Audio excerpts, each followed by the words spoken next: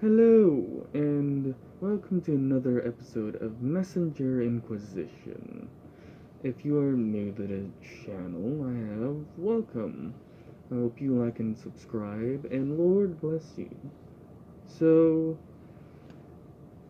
why am I making another video? Well, it's about time I get this done. Tonight we'll be looking at the case of the Nick Jr. Anomaly connections.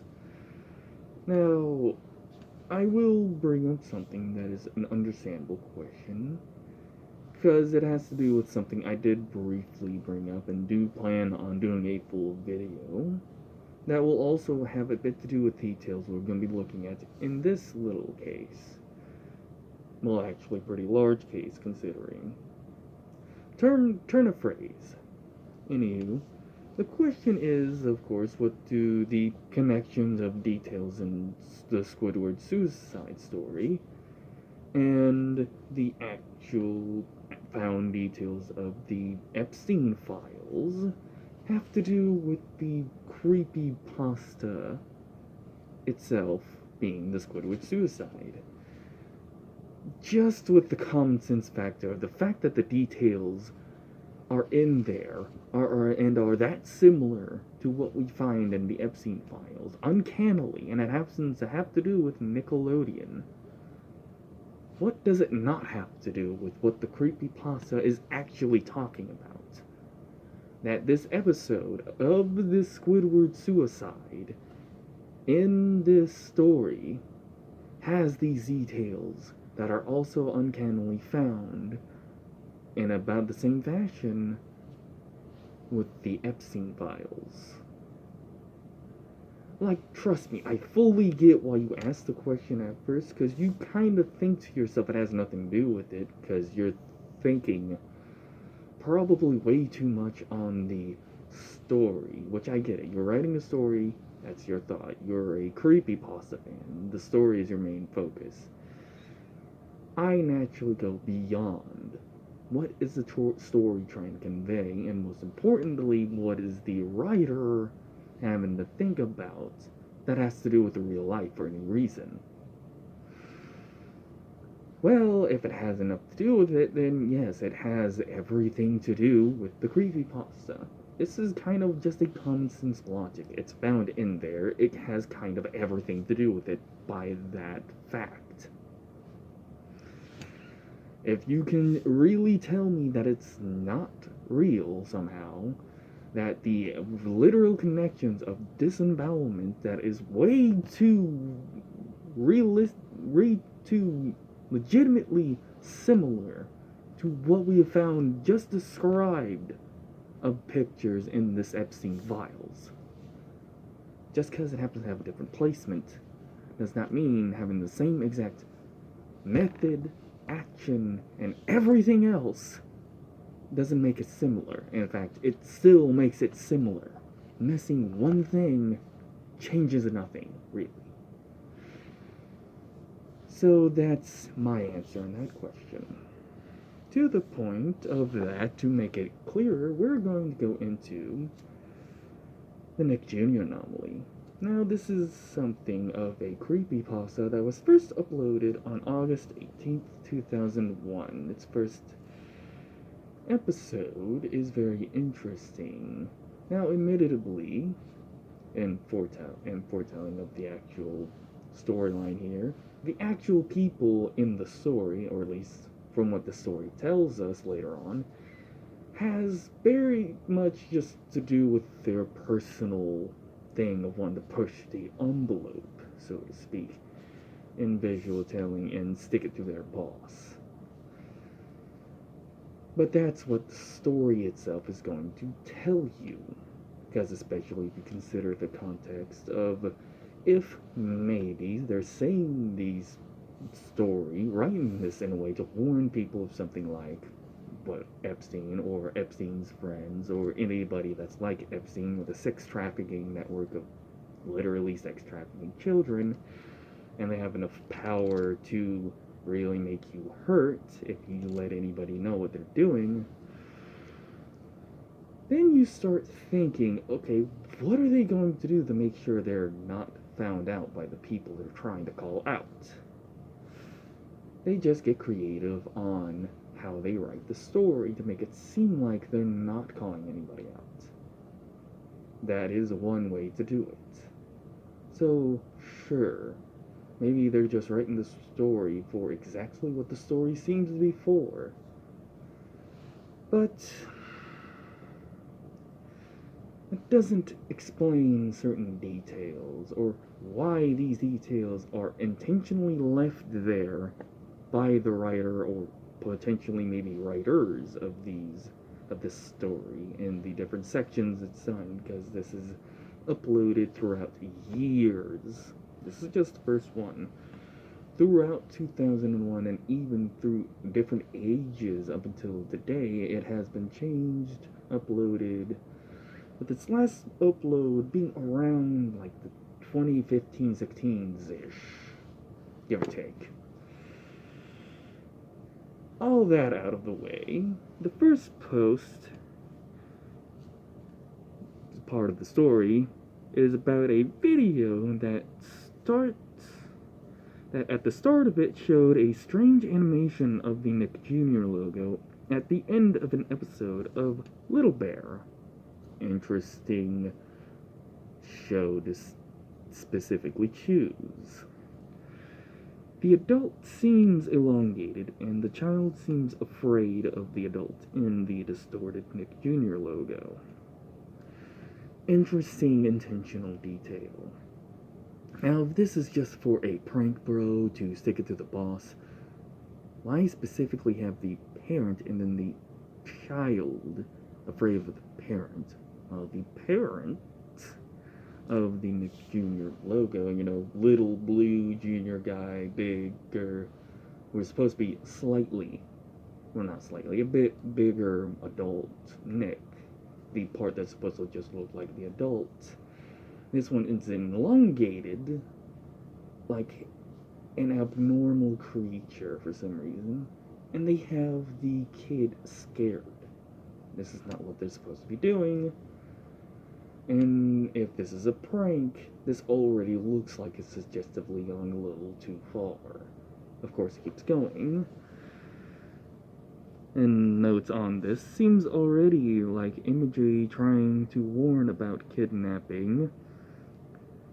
Maybe Vivian Horner was actually running back in these days.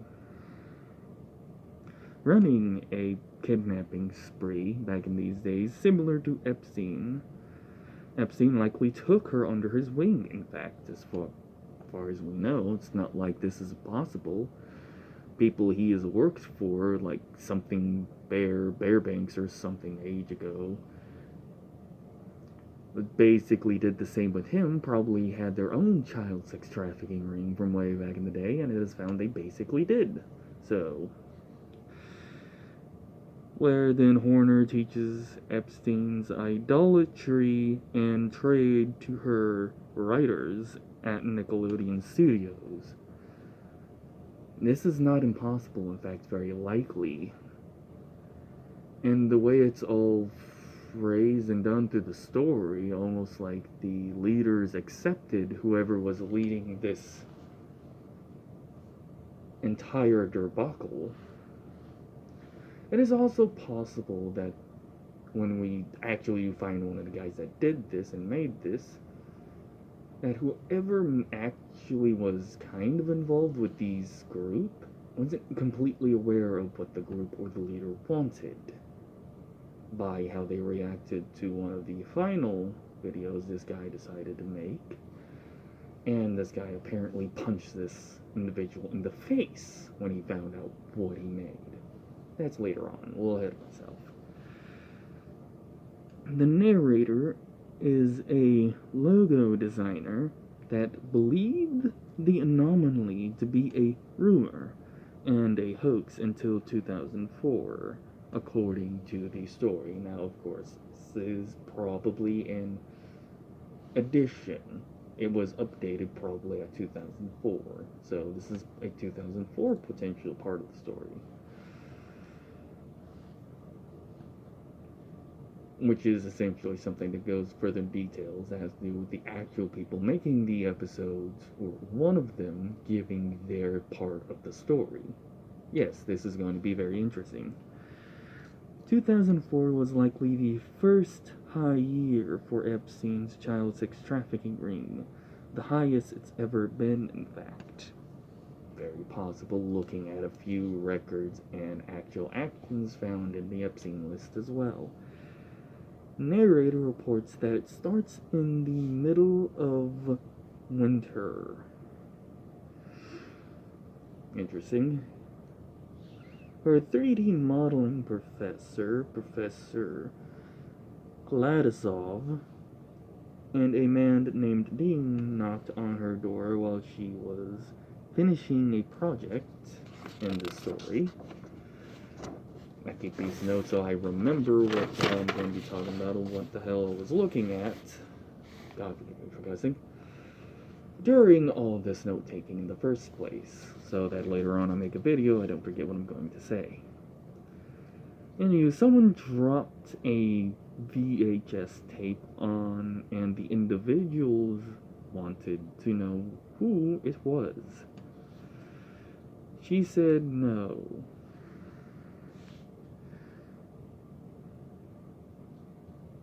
She said no to this proposition initially, yet the narrator also asked to have a look. The individuals agreed, so the narrator prepared to play the tape.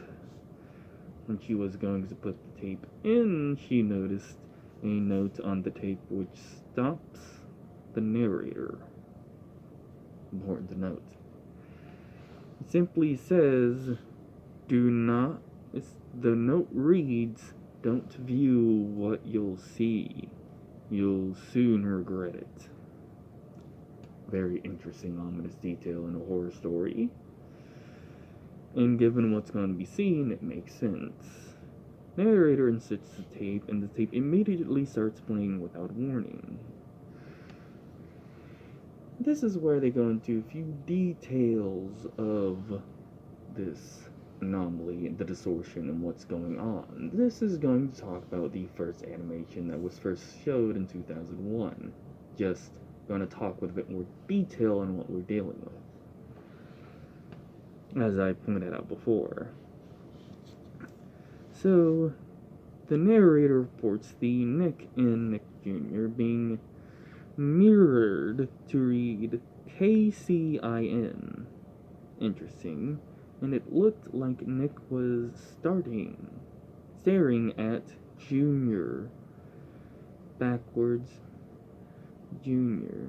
Had backwards music playing slowly after the little bear's music stopped.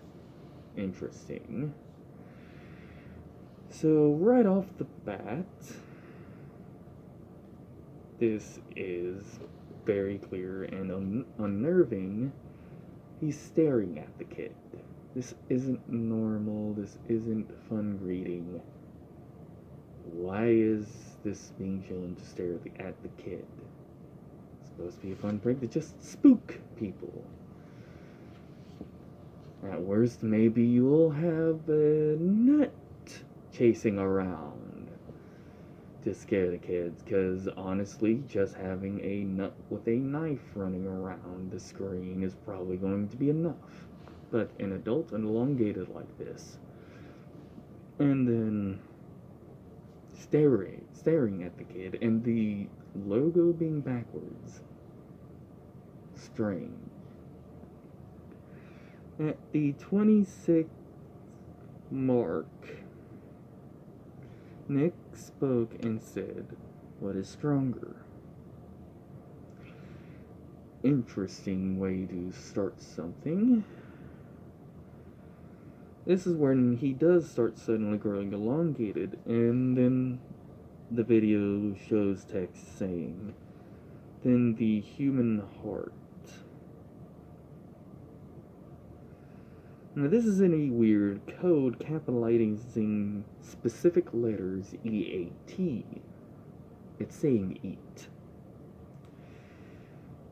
He grows bigger and then types which shatters over and over in a very intentionally weird way, because this last over has the O in it and the R in it capitalized to say or. Sky turns black, then the video types and still lives. This has the letters D. Interestingly enough, L for some reason, but L to have a capital I, mind you, so not an actual L, and then a capital E. A weird way to do it, but this is basically meant to spell out die, and then it cuts to black. So interesting. What we have here is an altered mech named KCIN, essentially the mirror of the word name mech. And if you look at that mirror and try to pronounce it, it sounds like you're saying kissing. Kissin' or kissing. Weird thing to intentionally do, just to have it show that it's mirrored, distorted. Very interesting. Almost seems like that's not entirely the only point to it. And what he says, what is stronger, is straight up code to say eat or die. Almost sounds clear like some sort of abuse already in the video. Of course, again, keeps going loudly, slowly fading into view, and elongated Nick standed ominously over Junior, who looked scared. Video showed the elongated, distorted Nick's face as he looked at Junior. His face was red and twisted, with static showing the word me in caps. It then showed Junior's face turn into a black void and scream before cutting to black again. Disturbed the narrator, understandably, who threw the tape out the window. The professor in this looks at the video, explains that it was the work of somebody named Dean. He also apparently knows a couple of the people who worked on this personally, according to this end of the video at least. And that Dean believed that the kids' show wasn't edgy enough for him. He was rejected for his contents being too dark for kids. So he says it just wasn't edgy enough for him, but with what we've seen him decide to actually make, I have questions on what he means by that. Dean seems to have not been removed for this so far. In actuality, and that genuinely seems to be the case. See, they say he seemed too dark for kids. That doesn't really mean they did anything about it. If we've seen people give big, grandiose rebukes on paper right before actually going completely back on that rebuke, not actually caring about evil people doing evil things if they happen to support the right agenda, we start seeing a very clear picture that Vivian, if we're looking at this story objectively and what it seems to be trying to say, probably didn't care about what Dean was doing. This Dean who could be referring to someone not named Dean. An actual person, but who knows? I definitely don't so far, because to be fair, it doesn't just tell you, but it makes it clear that it's more than just face value. Subtle hints, subtle things that are impossible to ignore. Can't just act like you don't see it, because this is not something that is at all normal. Matter of fact, there's nothing normal about how the video is being done to supposedly just prank kids just because it's not edgy enough.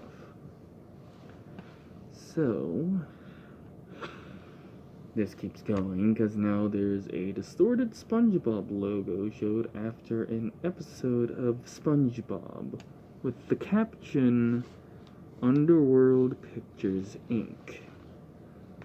This was shown to the north side of the United States and in Australia, interestingly enough.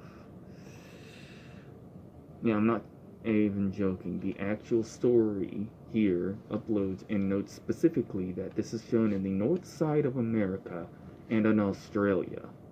That's a very interestingly specific thing to say.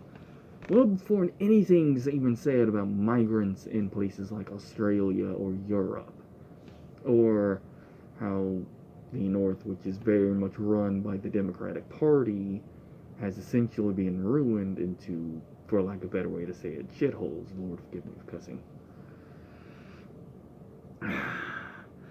This was a constant thing, likely for brainwashing or for warning others.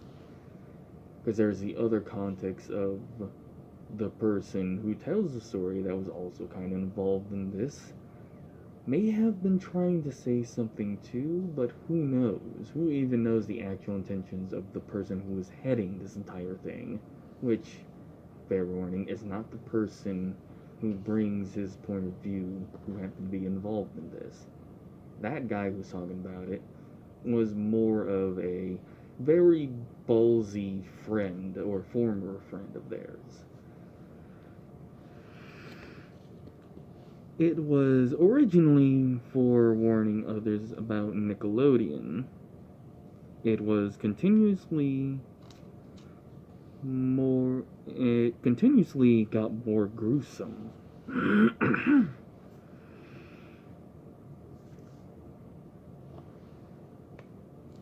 So, which does make sense, but doesn't mean the leader doesn't corrupt later, assuming the leader even cares. Because to be fair, this is a note I wrote on what the person telling the story tells you in the story, or the narrator talking about the story at least. So that is more of his perspective on what he believes it was originally made for. Doesn't mean his friend actually cared about that, but that's what he believes. So, at that rate, with the changes to the logos and the music changes in this part of the video, there's a likelihood that whoever came up with this brought it to Vivian and got himself under her wing, so to speak. Very possible. What was described in the creepypasta Squidward Suicide is exactly as what has been described in the Nick Jr. Anomaly and the Teletubbies hijackings, and now Ruby and the Diamond Princess, which we will get into later creepypasta in 2026, current year. This is far too constant to be just a coincidence. Vivian Horner has a habit of trafficking children with her riders, and when others find ways to call them out, they pray that the truth will be just reported as a hoax. And from what I found, it at least seems, in my personal opinion, that, well, my personal alleged opinion, I guess I should say, that this could be completely possible. And not only that, that this could be somebody writing about what was being done in such a place by somebody who survived it and tried to say something about it. Who knows? I could be wrong.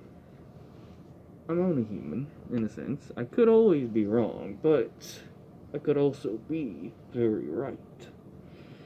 And these interesting details seem strange.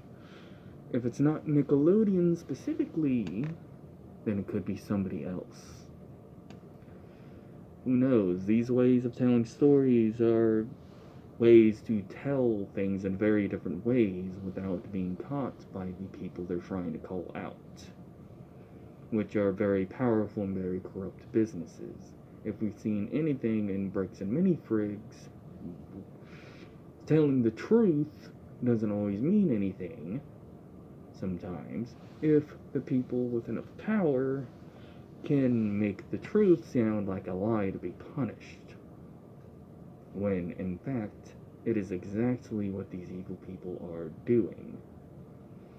Bricks and Minifrigs stole actual products from an actual elderly person, potentially stealing his life savings. That is the truth. Now, if what has been written by the writer or writers of the Nick Jr. Anomaly cases to tell an actual story or to try and convey something they found about Vivian Horner, or if not Vivian Horner, then specifically somebody sneaking things under her command. Hard for me to believe that of a leader in such a place, in such a context. I naturally think the leader might be in on it somehow, in some way. To me, that seems to be the logical case. If something like this is happening, it's hard for me to see it happening under their nose, without them knowing about it. They're the entire boss of the situation. Vivian Horner is head of Nickelodeon. If she doesn't know what individuals in her company are doing, I don't know how. Personally, I don't, but that's just me. Maybe the person's smart enough to get it under the radar. Maybe it's a person that would be able to get it under the radar because they have Epstein connections. Could have been fired by Vivian Horner? I don't know. Who knows? What I do know is that this, if it's someone that was a victim or knew a friend that was a victim that wanted to get a story out, is writing about that experience in actual context to something happening in actual Nickelodeon studios involved with them, and Vivian Horner is essentially unaware or turning a blind eye, I have questions. Because so far, what we have found in just connections we've seen is that these aren't just something always to ignore. Remember, what was regarded as Pizzagate conspiracy was proven to be completely true. The Democrats being involved with Epstein and a lot of evil things he's done. And to appropriate more evils in helping him, and for their own sick, essentially their own sick pleasures. That was essentially proven to be true, and to this day, Google tries to frame it as a hoax. I am not even joking. Google does try to do that. So if I'm wrong and Vivian Horner is not actually a part of that, then I will gladly admit that, and I am going to emphasize it is allegations. That has been more of what I genuinely believe based off of what I have seen so far. More things to look at to come, and whatever these things could be at least trying to convey. However true you feel they may be, I'll leave it up to you. I'll let you decide for yourself on how real you feel it is. But this is something that is actually in these stories, that is actually written about in this way. It is a very interesting detail to consider,